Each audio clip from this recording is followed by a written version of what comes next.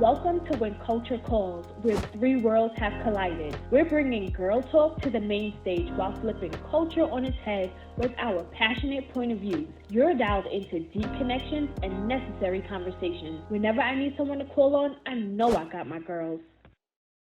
Hey guys, welcome to When Culture Calls. My name is Endeshia. I'm Kalifa.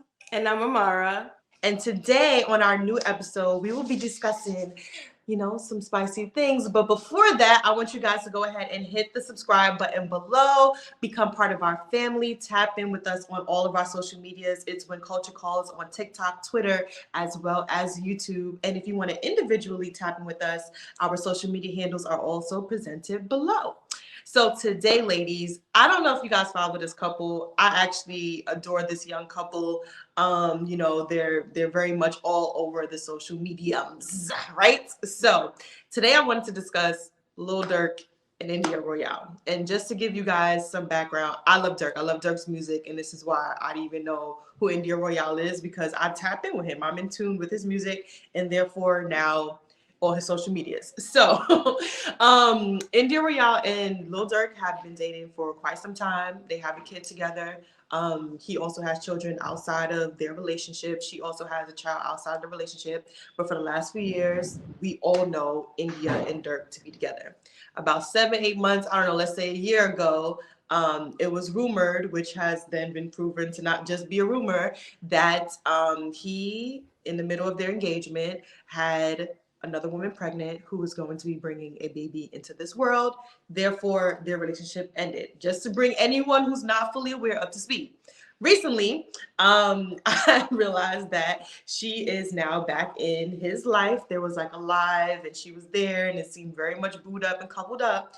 And it started to get me thinking. I was just like, damn, it sucks when wifeys or the person who is supposed to be like your significant other is supposed to be held to a certain standard becomes, like, to me, the side person. Like, and the reason why I say the side person is because, especially when you're in the limelight, even when you're not, but especially when you're in the limelight, it's like you held this person to a high standard and you broke all of that. Like, you was about to say your vows to now a person who has come back to you, even though you have a baby coming into the world. So now being brought back down to this point and having to earn that spot back to this point. What do you guys think about that? Durk is clearly out in these streets. Like, he's not done. And I don't follow Durk's relationship, but just based on the fact that he had a child while supposedly engaged, just lets me know that he's doing things to keep India Royale. She clearly is wanting to have access to maybe that lifestyle, the money. She likes toxic things too, to a degree, because there comes a point in time you're already not in a home. It's not like her and Durk is creating a home with their children, and it's already full of shenanigans. If you already have children outside before and after enduring, it's too many moving parts. Now I can see if, like, you had a child on your wife, and I know that sounds crazy, right? But if you were already married, you're like going on tour, you had this child, whatever, but you weren't even committed. So it's like, why drag yourself into that, India Royale? Like, why continue to be associated with that? Do you feel like you cannot get anyone better than Durk? And I hate to put this on her because he's the one doing the wrong, but I mean, his dirt is out for everyone to see. So is he really doing wrong at this point? He's just living his truth. And it kind of goes back to what we talked about in our last episode, or one of our episodes, about should cheating be a deal breaker, so to speak. And I feel like that's why it should be one of those things where it's like, if you cheat, we're done, because now I'm going to bonus mom your child that you had on me. And I know women like Gabrielle Union have gone through this where their partner has had a baby on them. So I know you can work around it, but I think she's just too young. She reminds me of a high schooler, no disrespect, but she just reminds me of such a young girl that I feel like she's counting herself out in this situation, and she's allowing this situationship to get too messy. You're not above anyone at this point. You are the lowest common denominator at this point, because those infractions, so to speak, have been for the world to see. This is not a regular, degular, schmegular Bob and Joanne relationship. This is a hip hop, love and hip hop type of thing. And where's the respect? No woman has respect for you. And if Durk wants to commit to you now, all the women that knows he has no type of control is going to be on him. So, and it's too much diseases in this world for me to just be in a situationship like that. Like, we're not doing that. So, baby girl, pack it up. Maybe she needs to do more. I don't know enough about Royale. I don't want to defame her, but what does she do besides be his child's mother? Does she do anything? Like, she has started businesses. She's a YouTuber now. She started businesses. I feel like because they've been together for a very long time, he's definitely helped her with like certain business endeavors. And I think, matter of fact, not even to put it on him, her likeness, because she's a beautiful girl. She's tapped into, you know, like clothing and things like that. People follow her. I think she has a hairline as well. So she has started her own businesses, and she's also a YouTuber. I think it's time for her to boss up. Cause I'm a boss. Like a Jada, like one of those Jadas and things. She got to boss up and kind of live outside of Durk. Cause the situationship is getting crazy. This is crazy. This is crazy. I don't think you should have a situationship. Like, no. Maybe when you're young, when you're in your 20s, and he's like, oh, I don't care about his girl, whatever. They're in their 20s. They are in their 20s. They're like mid-20s. Oh, this is par for the course. She'll boss up. Durk, you're gonna have to do more than dye them dreads black for her to stay. Like, not too much on Durk. Go on. You're gonna have to do more than dye your locks black for her to think you are a changed man. Okay, it's gonna take more than a hairdo to think we own you. We know you. We're on to you. I think she shouldn't work her way back to no status. I think she should work her way on out. I'm gonna have to say that I'm really happy that I'm not a celebrity and I don't have to live my life on Front Street for the world to see, because I'm really sitting here thinking like, well, she's dating a 1%er. Is she? I mean, she would have to date another 1%er. I can't see how, you know, like she'll come back down to dating a regular schmegular degular.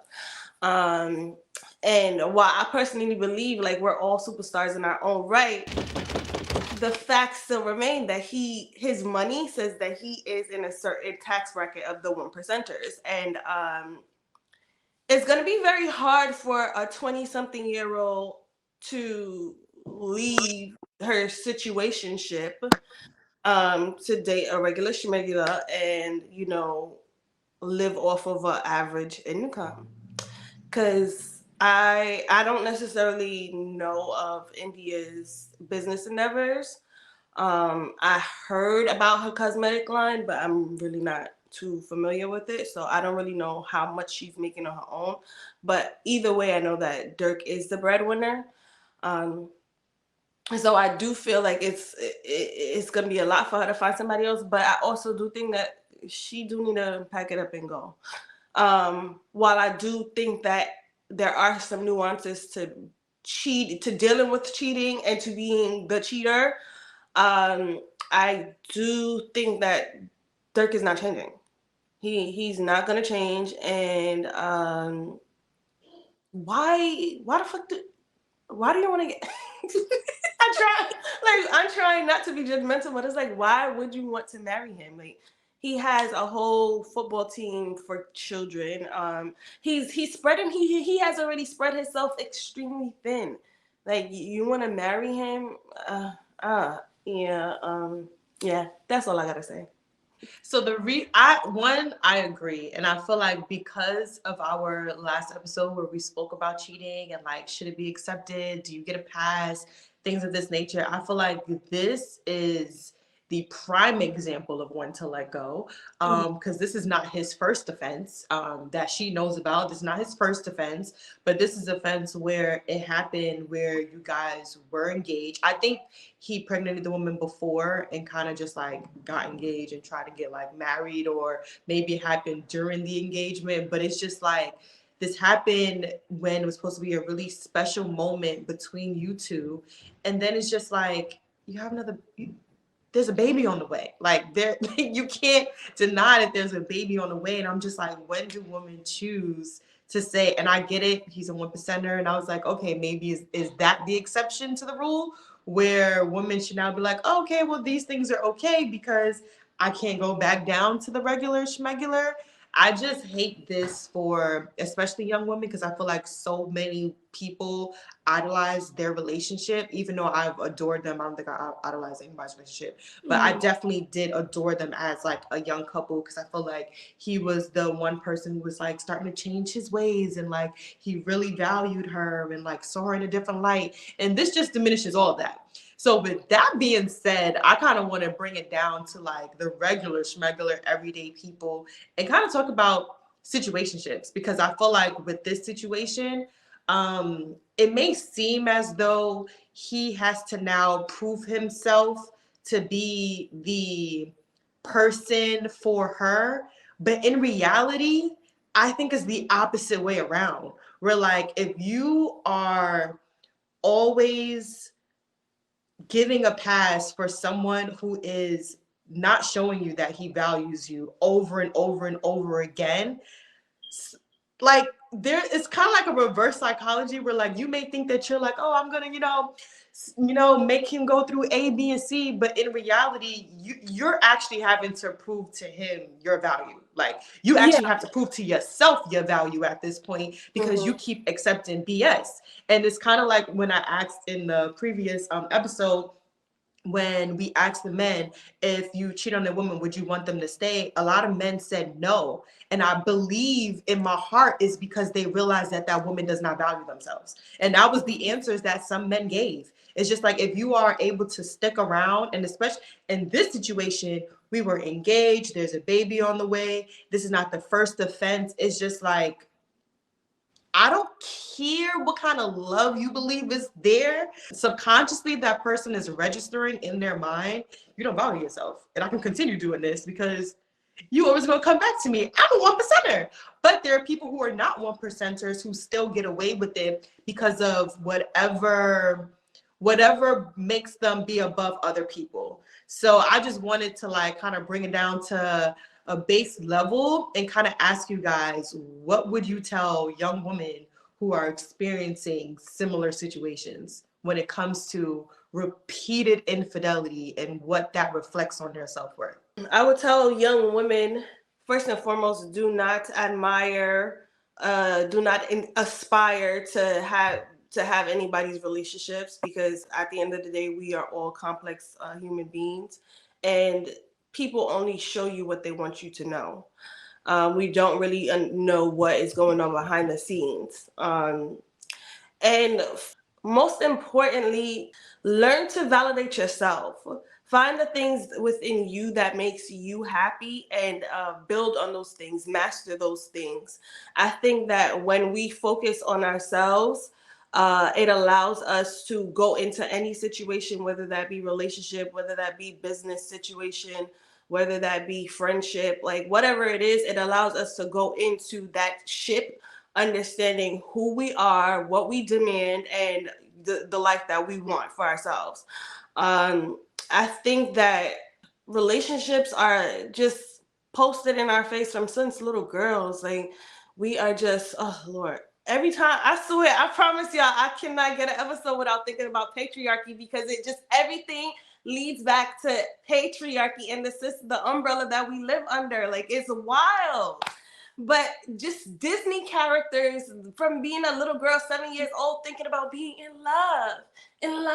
like I just think that we need to just learn to focus on ourselves more. Don't focus about, the men are gonna come. The men are gonna come. Whether you look like shit, whether you talk like shit, like what, like the men are there. They're just They're on every corner. They're ready to talk to every and anybody. The standards aren't high. Like, they will be there. Just focus on yourself, and that's it. Like, don't be in no situationship. There's a lot of them out here. Like, just live your life. Live your life.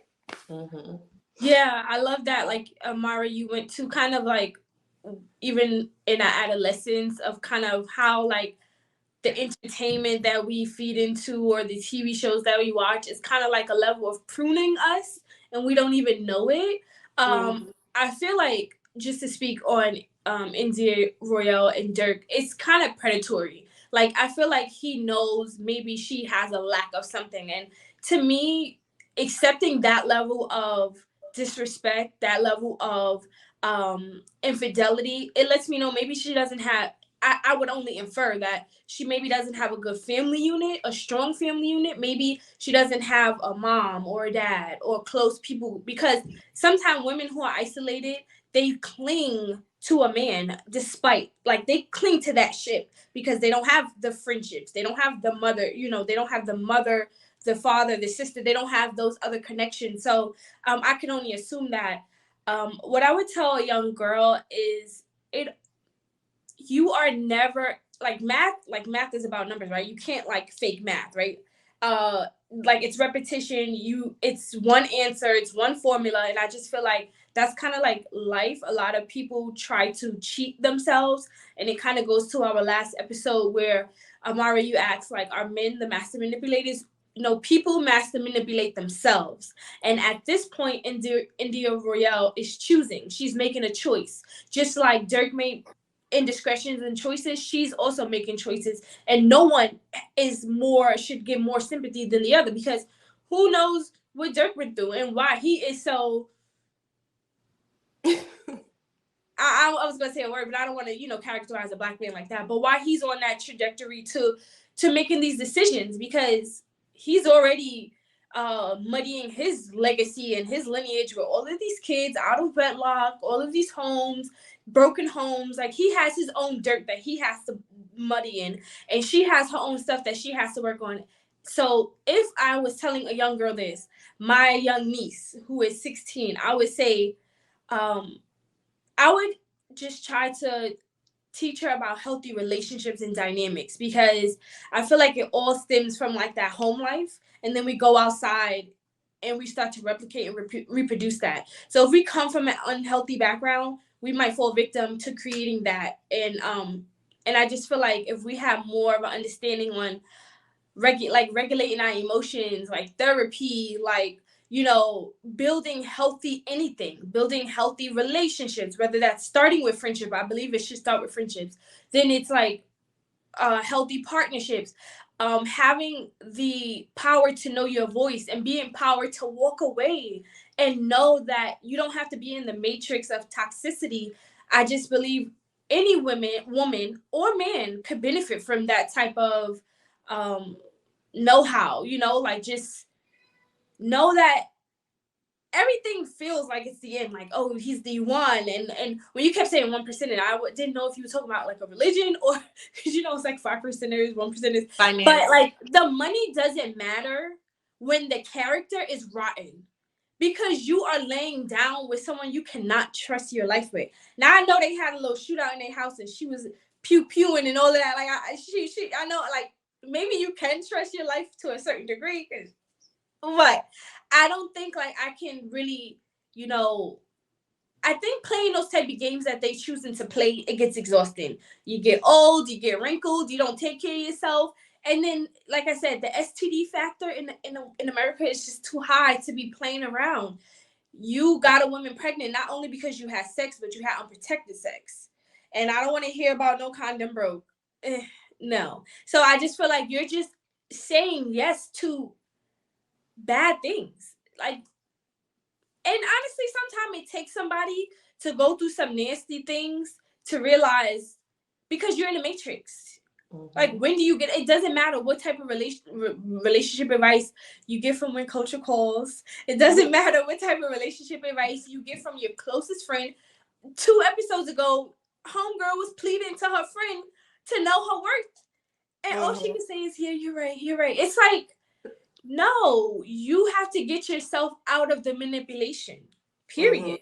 And I don't think I would really tell a lot of girls anything. I want to be that person where they can see what it's like. I feel like we tell so many people so many things, it doesn't matter because we're not examples of that. So as long as you, the women like me, you, and everyone else is, and we know that we stand on principles, and we know that we stand on boundaries, and we know that we stand on healthy relationships, I feel like that exudes to the people around us, like our nieces, our cousins, whomever. So I feel like the best thing I could tell a young girl or an older woman is get around some women who are healed and doing the work for themselves so that they're not stuck in this matrix of toxicity. That was perfect. And the only thing that I would add, because I feel like you guys kind of really touched on a lot of points that I was going to say, is like kind of in a reverse of what Kalifa said. Like, look at the people who have experienced what you're going through and see if that's where you want to be. Like, people at their older age, when they experience those things, they typically let you know that this is something that's not going to change. Leave this person. I wish I left sooner. I found better when I was able to love myself. Like, these are always what comes after people experiencing something like that. And not to say that no one is capable of change, but I feel like 9 times out of 10, that person doesn't change. That's embedded in that person. That person doesn't change unless something traumatic happens to that person. There's very few things that make people actually innately change. And I feel like unless something traumatizing happens to the person, like something life changes happens to that specific person, where they will actually work to change who they are. But you leaving and coming back, you're already trained him to say, okay, let me get for 5 or 6 months and she'll chill out and I'll come back. So my only advice, honestly, would just be like, look at the people whose relationships you actually want to embody in a healthy capacity, and the people that are miserable. And why are they not happy? Is because those repeated offenders, things not getting better, them wanting to be forgiven, them thinking that they're a good woman because they stayed, or good man because they stayed, and they just like, accepted this person, accepted them flaws and alls, but at the end of the day, they're miserable and they're not actually in a happy space. So that would be like, in addition to their advice, my only advice. I really believe that like this situationship thing, whether you like are where, for me, situationship is anything again where you are having sexual relationships with somebody that the title is like shaky, or it's like pretty much not there. And I feel like in this day and age is so rampant that people are just like casually engaging with people in that manner, and they don't actually want to be with you. Like, they're actually not showing you that they want to be with you. And I don't know why people necessarily choose that. I feel like I don't know why people like just choose that, because there's so many like cons that come attached to that. And I also believe in like, if you want to have a healthy relationship and like actually be able to be in a marriage long term, be in a relationship and have a lifelong partner, there is a place where you actually have to practice that. Like, you don't just get up and say, I've only been in situationships, I've only been effing around with women or effing around with men, and now I'm ready for something. You actually have to choose to want something and then work towards getting that. So you volunteering to be in a situationship is not going to lead you to the whatever like overarching visual that you have for your life. And I just wanted to ask you ladies, just to like close out, why do you think matter of fact, do you believe that this predicament will ever get better, especially within our culture? Do you believe that like marriage would ever be at the forefront of most people's like wants and desires? And why isn't it actually? Why are we so complacent with just being F buddies with each other? I don't get it. I feel like many of the conversations we have is nuanced.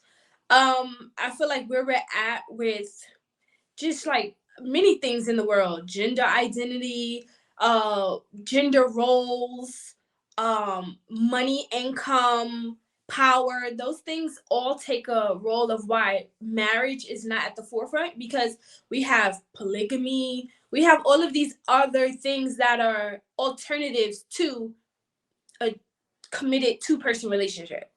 And I think that with the acceptance of it, of all of these other factors, that two-family household that maybe that you're speaking of, Endeshia, it is kind of like, it's like in the past. It's not, I mean, there's so many reasons why we don't have a two-family household. In the Black community, like we already know, we have more women than men.